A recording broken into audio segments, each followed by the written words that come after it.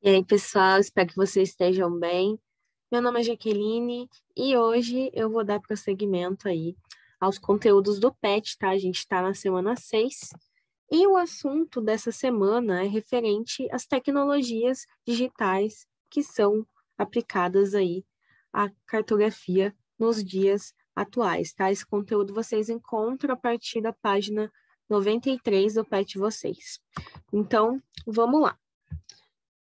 É importante lembrar, pessoal, que no início da reprodução do espaço geográfico, a gente não tinha técnicas tão elaboradas como a gente tem hoje, né?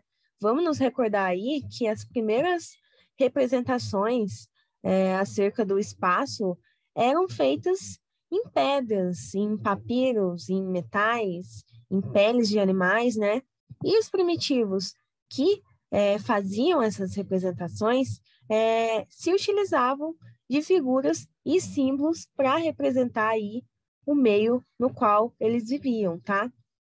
Então, a cartografia, como vocês viram, enquanto uma ciência, enquanto uma técnica, uma arte, ela não deixa de ser uma invenção humana, né? Que tem como intuito representar o espaço, né? E sendo uma atividade humana, ela vai sofrer aí as alterações à medida que as sociedades elas vêm evoluindo, que elas vêm se transformando, né? Então, em função aí do desenvolvimento técnico-científico que a gente vem presenciando nas últimas décadas, novas técnicas e novas tecnologias vêm sendo aí incorporadas no que a gente chama de fazer cartográfico, tá? Todas essas técnicas, elas acabam sendo aplicadas para a gente melhor reproduzir o espaço geográfico, tá? E de maneira complementar, elas vêm nos auxiliando na interpretação desse espaço geográfico, tá? Claro que a gente nunca vai chegar a uma representação perfeita do espaço, tá? Mas ao longo aí do tempo, o desenvolvimento dessas técnicas, elas vêm nos possibilitando representar a superfície terrestre com uma maior precisão, né? De uma maneira mais fidedigna, né? De uma maneira mais próxima à realidade, tá? Dentre uma dessas técnicas, né, a gente pode citar aí o sensoriamento remoto, tá? E o que é o sensoriamento remoto? O sensoriamento remoto nada mais é do que o conjunto de procedimentos tecnológicos que visa a coleta e representação de dados da superfície terrestre de forma remota, tá? Ou seja, sem a necessidade de um contato direto com essa superfície terrestre, tá? A utilização desse tipo de técnica é de fundamental importância no contexto no qual a gente vivencia na atualidade, tá?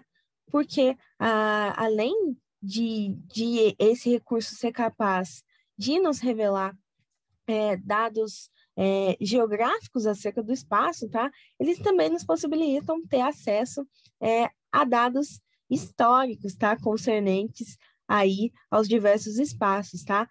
Tanto naturais quanto sociais, tá? Então, através do sensoriamento remoto, a gente consegue ter um monitoramento tanto dos problemas ambientais, né? Como a erosão dos solos, do desmatamento, o derretimento das geleiras, como também, né, fazer um monitoramento aí do crescimento das áreas urbanas, por exemplo, e, além disso, também a gente consegue se utilizar do sensoriamento remoto para produzir dados meteorológicos, tá, que podem ser utilizados aí no contexto da previsão do tempo. A gente pode dizer que o sensoriamento remoto ele surgiu logo após a invenção da fotografia, tá? Logo após a invenção da máquina fotográfica, tá? Quando aí se tornou possível o registro de imagens a partir do céu, tá? Inicialmente, tá? Eram utilizados pombos ou balões aí com o intuito de captar imagens da superfície vistas de cima, tá? Então, as câmeras fotográficas eram penduradas, por exemplo, no pescoço aqui dos pombos, tá? E esses pombos faziam sobrevoo aí das diversas áreas, né? E essas técnicas, elas tinham o intuito tanto de fazer aí o reconhecimento dos diversos lugares existentes, quanto eram empregadas para se produzirem mapas, tá? Em tempos de guerra, tá? Essa foi também uma importante estratégia para que os combatentes, né, conseguissem fazer o reconhecimento do território inimigo, tá? Então, essa técnica auxiliava eles tanto na elaboração de planos de ataque, quanto na elaboração de planos de contra-ataque, tá? E por falar em guerra, pessoal, foi durante a Primeira Guerra Mundial, né, que ocorreu de 1914 a 1918, que esse sistema ele começou a ser aperfeiçoado, tá? Por meio da utilização de aviões, que eles tinham sido recentemente inventados, né? Considerando aí o contexto dos anos 1900 e bolinha, tá? Pessoal, o conjunto de técnicas de registro da superfície por meio da fotografia é denominado de aerofotogrametria, tá? Que além aí de abranger o registro da imagem, das diversas imagens, consiste também no tratamento dessas imagens, tá? E também nas suas adaptações, no intuito de se registrar áreas inteiras, tá? Esse procedimento, ele é até hoje amplamente utilizado, tá? E todas as imagens com escala inferior a 1:5.000, tá? Elas são obtidas através do uso dessa técnica, tá? Além da aerofotogrametria, tá? Outro recurso de sensoriamento remoto que é bastante utilizado são os satélites, tá? Os satélites são mais conhecidos por vocês, tá? É graças aos satélites que a gente também consegue fazer o registro e o monitoramento da superfície terrestre, tá? Além disso, ele vai nos possibilitar fazer a confecção aí de mapas temáticos com os mais variados temas e escalas de abrangência, tá? Entre os satélites mais importantes utilizados por nós para a observação e o registro das informações da superfície estão aí o Landsat e o CEBERS, tá? O CEBERS é o Satélite Sino-Brasileiro de Recursos Terrestres, tá? O Landsat, pessoal, ele foi pela primeira vez lançado em 1972, tá? Pela NASA. No decorrer do tempo, ele foi apresentando modificações, né? Então, outras versões mais modernas foram sendo criadas, né? E hoje, o modelo mais recente que está aí em órbita é o Landsat 7, tá? Que a gente tem a representação dele. Já o CEBERS, tá? Ele é um resultado de uma parceria entre o Brasil e a China, tá? E ele foi lançado pela primeira vez, né, em 1999. E o modelo mais recente que está em órbita hoje é o CEBERS 3, tá? Ele foi lançado em 2011. Outros bons exemplos que a gente pode citar de sensoriamento remoto são as plataformas Google Maps e Google Earth, tá? Que também devem ser conhecidas de vocês. Ambas vão nos disponibilizar mapas digitais.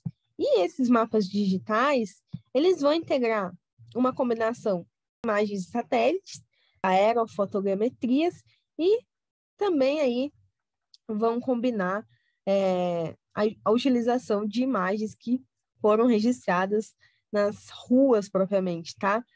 A fim aí de nos auxiliar tanto na localização quanto no nosso deslocamento pelos diversos lugares, tá? Para isso, ambas essas plataformas, tá? Ambos esses recursos vão se utilizar do GPS. E o que é o GPS, né? O GPS, ele é uma sigla, tá? Cuja expressão, né? Cuja a tradução quer dizer Sistema de Posicionamento Global, tá? Vem do inglês Global Positioning System.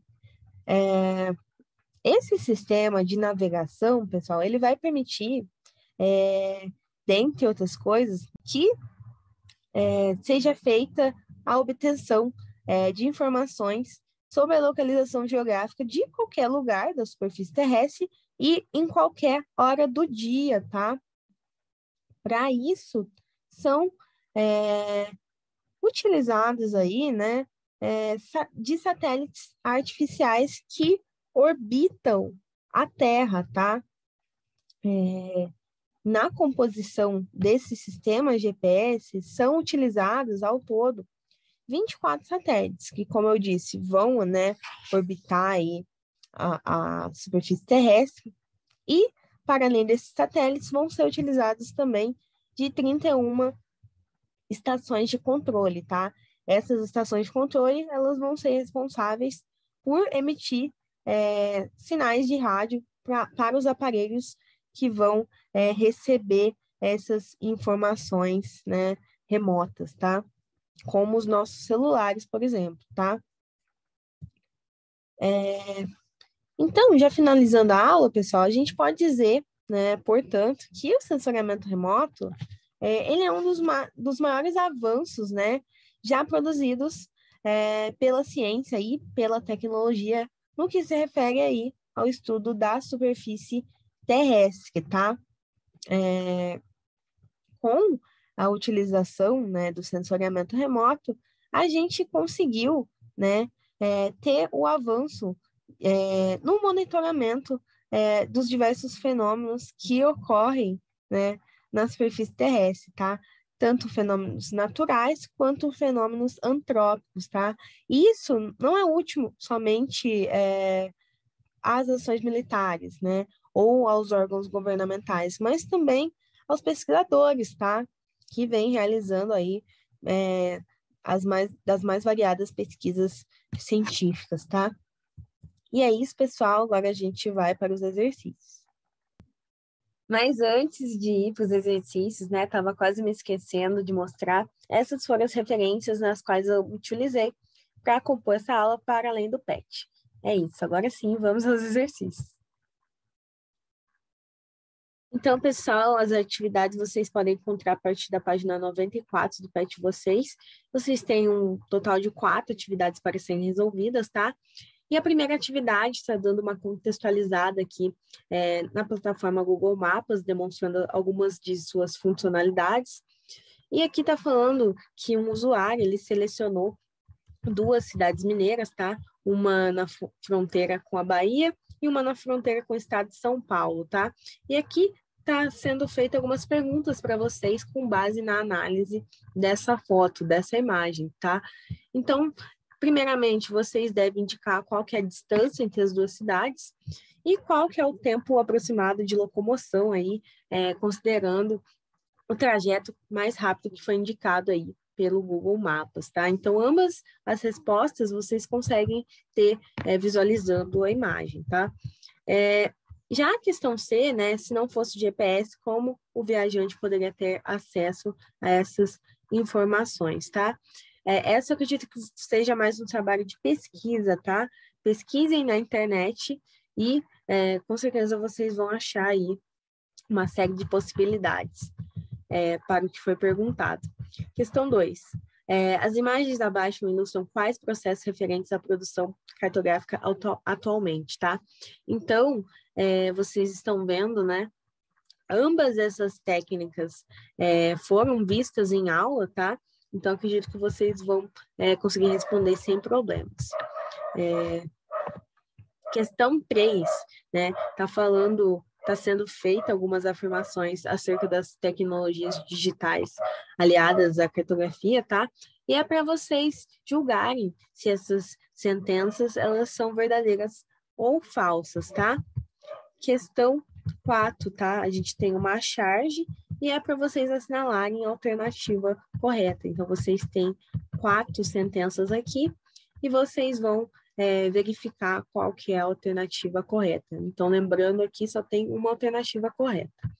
E é isso, pessoal. Quaisquer dúvidas que hajam, né, que surjam, deixem aí nos comentários e boa resolução de exercício para vocês.